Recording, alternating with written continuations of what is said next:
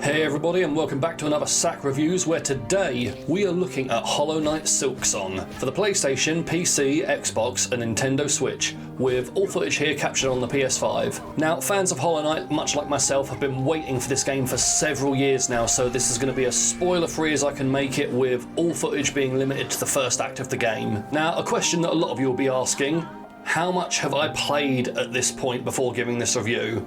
I have beaten the game, but I have not completed the game, and yes, there is a difference. I have experienced one of the multiple endings the game has to offer, but have a whole world of exploration and gameplay left to uncover, but I wanted to make sure I had at least beaten the game before making this review. From the developers at Team Cherry, Hollow Knight Silksong is the long-anticipated sequel to 2017's Hollow Knight, an initially very small indie Metroidvania game that, over a not-so-short period of time, managed to become the adored poster boy for indie games and Metroidvanias, truly promoting the quality that these old-school styled games can still offer us in the modern day. Now, Silksong was first announced back at the beginning of 2019, with the hype and anticipation in the community never really slowing down despite the severe lack of updates from Team Cherry. The game will see you making discoveries and exploring your way through a massive bug-themed world with challenging combat, traversal and secrets lying around every corner of Farloom's shockingly massive world, much like Hallownest did for us all back in Hollow Knight, only this time we're playing as Hornet, a character that helped us along our journey in the original game. As always, full disclosure from me here,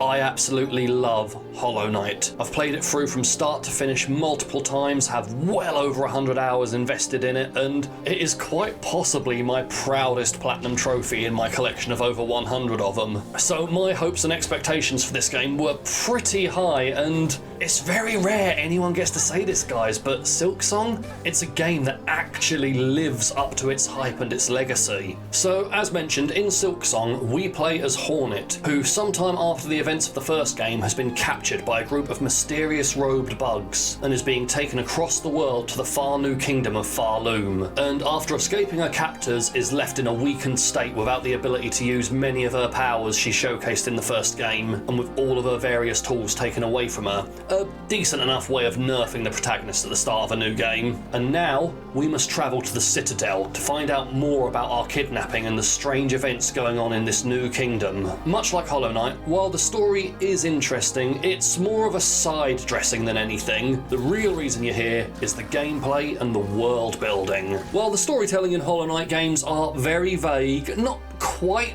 Souls levels of vague, but still vague, the actual worlds they have crafted are fascinating. Every biome paints a picture of something new and leaves you wondering, what happened here? How did this part of the world end up this way? It's a short game, sure, but with an extremely low price tag and a massive array of side content for you to explore before the credits roll, and even then go back and revisit and rediscover even more on multiple playthroughs, it's not always a bad thing being on the shorter side. It's also a difficult game, yes, but I don't think it's as difficult as most people are making it out to be. Team Cherry have already announced they're nerfing some of the bosses, and having beaten the ones they've said are being nerfed already, I really don't think they need to. I don't know if maybe I've just got much better at video games over the past few years, or maybe it's because the last time I played Hollow Knight I was in the zone and taking on Pantheon 5 for the platinum, but I had a much easier time with this game than I did the first. So while I'm not saying it's easy, I strongly disagree that it's as hard as a vocal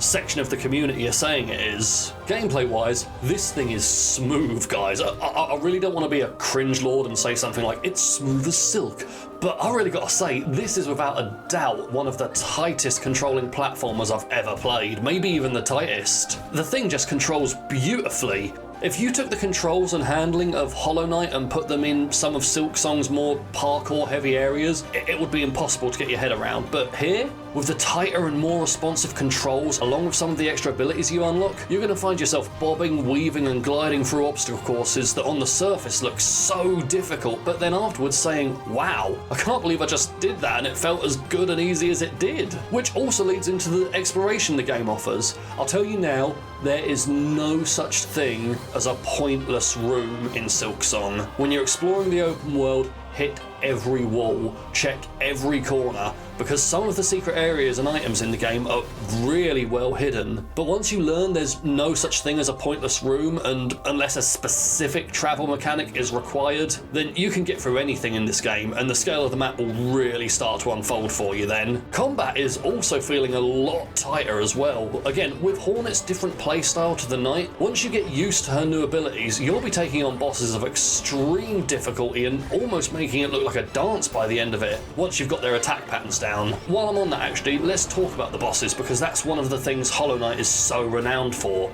the boss fights. And the boss fights in Silksong are second to none. These are incredible fights with great scores, designs, arenas. Everything about almost every boss fight in this game is great. So much so that, honestly, even after I found myself dying multiple times, I very rarely raged at them. I'm not going to lie and tell you that I never raged, as I did get a bit tilted once or twice in my playthrough and had to step away for a minute. But more often than not, every death had me saying, that's fair. That was all me. Every attack has a read, every mechanic has a way around it. It's trial and error, but once you've got a boss's moveset down that's been kicking your ass for half an hour and you take him down almost flawlessly, it's a great feeling, man, I gotta say. Hollow Knight was known for some of the best platforming and combat in the genre, and Silksong does nothing but improve on it all in my opinion. Graphics wise, Silksong is a gorgeous looking game with a once again creative world design. Being a 2D hand-drawn aesthetic, obviously it's not the most high fidelity game on the market, but it's not that game. Team Cherry aren't interested in the ultra-realistic top-end quality look. They never have been. It's not why we play these games. Team Cherry are invested in something far more important, and that's art design. Taking place in a world of bugs and crafting the whole new kingdom that is both massive and tiny, that manages to simultaneously look like it belongs in the same world of Hallownest, but have enough of a difference that you can take one look at it and say,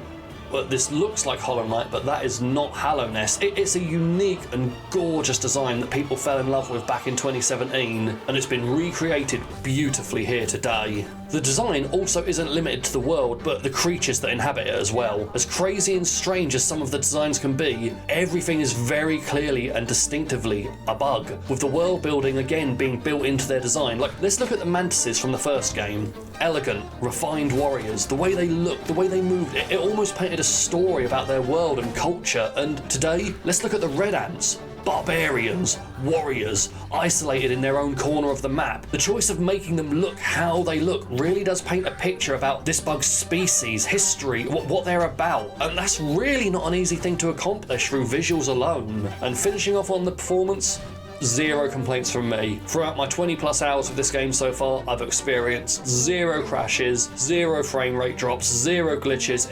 It's run perfectly on the PS5, and I haven't really seen or heard anyone complaining about performance issues on any other system yet. Now, this is a big one, as much like the boss fights, something that made Hollow Knight infamous was its score. Christopher Larkin once again returns here for the soundtrack to Silksong, and I can't think of a way to word this without sounding like it's an insult or that I didn't like it, but please understand this is a compliment and I love it. The soundtrack to Silksong is more of the same. It's just more Hollow Knight. Larkin's vibe with the soft piano for the more safe areas of the game, to his orchestral stringed insanity for the boss fights, jumping from sharp stabs to fast tremolos on the violin. If, like me, you're musically inclined, I'd honestly describe Larkin's music as very much a love child of both Vivaldi and Debussy.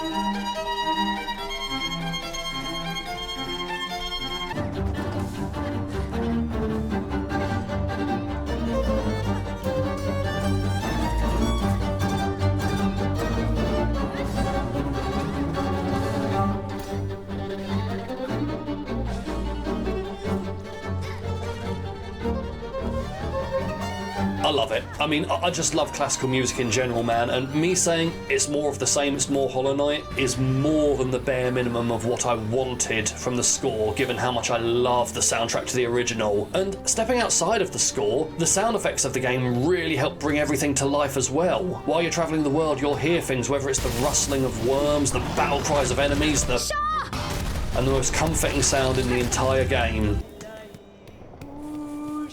That melody. Hearing that song and just getting that feeling of, he's here, Chakra's here, I'm safe, I can get a map, and I can find my way out of here. So, I do feel like there is something missing from the game right now, but it's something that the devs over at Team Cherry have already confirmed they're working on, and that's more content. Don't get me wrong, am I saying this game lacks content? Am I saying it's barren? No, far from it. The game has got all the content it needs for launch, and all the content it needs to satisfy the fans like me that have been waiting so long for it. But if we're comparing it to Hollow Knight, this is a smaller, shorter, emptier game currently. I mean, there's 2 trophies in particular for this game that highlight this. One for completing the game in under 5 hours, and one for 100%ing the game in under 30. Now, they may be speedrunner checks, and there may have been similar achievements for Steam for the original game, but for the devs themselves to say they believe that's a possible achievement, and game's not been out a week and it's already been done by some people, it shows you how much is fully on offer here at launch. But the thing is, it was the same with Hollow Knight,